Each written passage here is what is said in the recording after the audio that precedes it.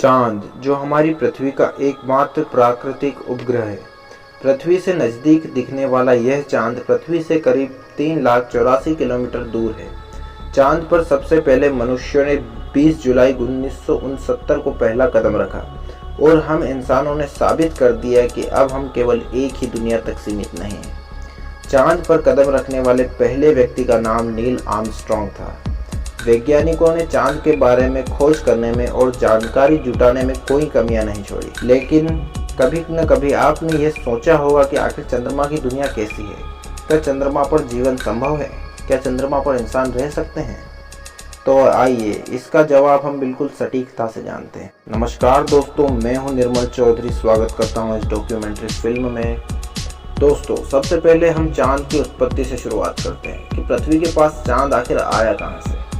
समय था आज से करीब 4.5 अरब साल पहले। उस वक्त पृथ्वी को बने ज़्यादा समय नहीं हुआ था और उस वक्त पृथ्वी के साथ एक ऐसी घटना घटी जिसने काफ़ी हद तक पृथ्वी को बदल कर रख दिया। उस समय बाहरी अंतरिक्ष का एक हमलावर पृथ्वी को तबाह करने के लिए बढ़ रहा था। उसका आकार एक मंगल ग्रह जितना बड़ा था, तो 15 किलोमीटर प्रति सेकेंड की रफ्तार से आगे बढ़ रहा था और इसी तेज रफ्तार के साथ वो उल्का पिंड धरती से टकरा जाता है। इस टकराव की वजह से धरती के टुकड़े वातावरण से होते हुए अंतरिक्ष में पहुंच जाते हैं और पृथ्वी की गुरुत्वाकर्षण बल से वो एक पिंड का रूप ले लेते हैं और वो पिंड और कोई नहीं बल्कि हमारा चाँद था। तो कुछ इस खतरनाक हादसे से बना है हमारा चंद्रमा।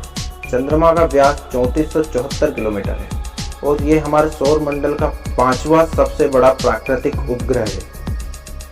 पृथ्वी की तुलना में चाँद का आकार 27% है, यानी पृथ्वी के अंदर करीब 9 चाँद आसानी से समा सकते हैं। जब आप चाँद की ज़मीन पर खड़े होकर ऊपर की तरफ देखोगे तो आपको हमारा खूबसूरत ग्रह पृथ्वी नज़र आएगा, जिसमें आपको पृथ्वी साफ साफ अपने कक्ष में घूमती हुई नजर आएगी, लेकिन आसमान में उसकी स्थिरता बनी रहेगी। अर्थात पृथ्वी को आप सालों तक भी निहारते रहो तो वो तस से मस नहीं होगी।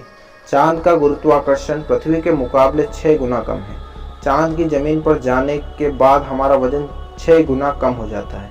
अगर आपका वजन पृथ्वी पर 60 किलो है तो चाँद पर जाने के बाद वो सिर्फ 10 किलो रह जाएगा। इस वजह से नील आर्मस्ट्रॉन्ग जब चाँद पर गए थे तो उछल कर चल रहे थे, क्योंकि गुरुत्वाकर्षण कम होने के कारण चाँद पर सीधे चलना अत्यंत मुश्किल है। आज भी नील आर्मस्ट्रॉन्ग और उनके साथियों के पैरों के निशान चाँद की ज़मीन पर मौजूद हैं, क्योंकि चाँद पर हवा न होने के कारण वहाँ निशान मिट नहीं पाए। इसके अलावा चाँद पर कई बैग्स पड़े हैं जिनमें चाँद पर जाने वाले साइंटिस्ट का मलमूत्र, उल्टी आदि कचरा फेंका गया है। जब अंतरिक्ष यान पृथ्वी आ रहा था तब साइंटिस्ट ने करीब 296 चट्टान के टुकड़े अपने साथ लेकर आए, जिनका वजन 382 किलो था, ताकि भविष्य में उन टुकड़ों पर शोध करके चाँद के बारे में और जानकारी जुटा सकें। अब बात करते हैं चाँद पर दिन और रात की। चाँद को पृथ्वी का एक चक्कर लगाने में करीब 27.3 दिन लग जाते हैं और अपने कक्ष का एक चक्कर लगाने में भी करीब इतना ही समय लगता है। यही वजह है कि हमें चाँद का सिर्फ एक ही हिस्सा दिखाई दे पाता है और दूसरा हिस्सा पीछे छुपा रहता है। चाँद का एक दिन करीब 14 दिन का होता है और रात भी करीब 14 दिन की ही होती है। चाँद की सतह पर मौजूद चीज़ों पर दिन और रात का बहुत अधिक प्रभाव पड़ता है। रात में चाँद का तापमान करीब -153 डिग्री सेल्सियस होता है और दिन में यह बढ़कर 180 डिग्री सेल्सियस हो जाता है। माना जाता है कि चाँद का साउथ पोल ज़्यादा ठंडा होता है और रात में तो वहाँ इतनी ठंड होती है कि धरती का कोई मनुष्य वहाँ जीवित नहीं रह सकता। इस वैज्ञानिकों की माने तो चाँद के साउथ पोल पर दिन में भी ज़्यादा टेम्परेचर नहीं होता, लेकिन रात होते ही ठंड बहुत बढ़ जाती है और गुजरते वक्त के साथ तापमान गिरता जाता है, बर्फ जमने लगती है और ऐसी परिस्थितियां इस जगह को और भी भयानक बना देती है। इसी कारण अभी तक जितने भी मिशन चाँद पर हुए हैं वो केवल नॉर्थ चाँद पर ही हुए हैं। चाँद चमकता हुआ नजर आता है, लेकिन आपकी जानकारी के लिए बता दें कि चाँद के पास अपनी कोई रोशनी नहीं होती। जो चाँद पर रोशनी नजर आती है वो सूर्य की रोशनी का रिफ्लेक्शन होता है, यानी अगर सूर्य हमें रोशनी देना बंद कर दे तो चाँद हमें कभी नजर ही नहीं आएगा। दोस्तों, चाँद पर मौसम नहीं पाए जाते, क्योंकि चाँद अपनी धुरी पर 1.54 डिग्री तक ही टेढ़ा है, जबकि पृथ्वी 23.44 डिग्री तक झुकी हुई है। इस वजह से दो बातें हैं। पहली यह है कि चांद पर कोई मौसम नहीं होता, और दूसरी बात यह है कि चांद पर कुछ जगह ऐसी भी है जहां सूर्य का प्रकाश आज तक नहीं पहुंच पाया। चांद का गुरुत्वाकर्षण बल कम होने के कारण इसके पास कोई वातावरण नहीं है। वायुमंडल न होने के कारण उल्कापिंड जैसे खतरों का डर ज़्यादा है। सूरज के बाद अगर हमारे सोलर सिस्टम सबसे ज़्यादा चमकने वाला अगर कोई ऑब्जेक्ट है तो वो चांद है। पृथ्वी से जब हम आसमान को देखते हैं तो वो हमें नीले रंग का दिखाई देता है, पर उसी आसमान को हम जब चांद से देखते हैं तो वो हमें ब्लैक दिखाई देता है। चांद अपने कक्ष में घूमता हुआ पृथ्वी और सूर्य के बीच आ जाता है तो हमें सूर्य ग्रहण देखने को मिलता है।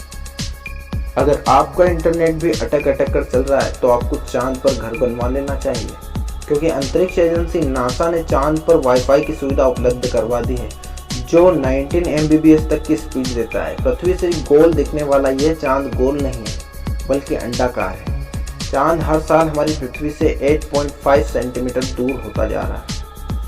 पृथ्वी से चांद पर जो धब्बे दिखाई देते हैं वो असल में धब्बे नहीं होते बल्कि चांद की सतह पर मौजूद गड्ढे हैं। वहाँ रोशनी न पहुँचने के कारण वो काले धब्बे जैसे दिखाई देते हैं। अब सवाल ये आता है कि क्या हम चांद पर रह सकते हैं? तो इसका जवाब देना थोड़ा कठिन है। हमारे पास संचार के साधन हैं, हम मौसम का अनुमान लगा सकते हैं, जलवायु परिवर्तन समझ सकते हैं। हम पहले भी वहाँ 6 बार जा चुके हैं। चांद पर 8 करोड़ किलोमीटर वर्ग की जमीन है जहाँ हम बस्तियाँ बसा सकते हैं। असंभव नाम की चीज़ इंसानों के लिए नहीं बनी है, लेकिन चांद पर जीवन बसाना इतना भी आसान नहीं, क्योंकि इसमें बहुत कठिनाइयाँ आन पड़ी हैं। जैसे तापमान, चंद्रमा का तापमान रात में बहुत गिर जाता है और दिन में बहुत बढ़ जाता है। वायुमंडल न होने के कारण दबाव बहुत ही ज़्यादा कम है, और साथ ही अंतरिक्ष से आने वाली उल्कापिंड, सूरज की हानिकारक अल्ट्रावायलेट रेस भी बहुत बड़ा खतरा है। इसके बारे में आप क्या सोचते हैं कमेंट्स में बताइए। अगर अर्थ के बारे में डॉक्यूमेंट्री फिल्म देखना चाहते हैं तो कमेंट्स में बताइए। लाइक शेयर सब्सक्राइब ठोक के कीजिए।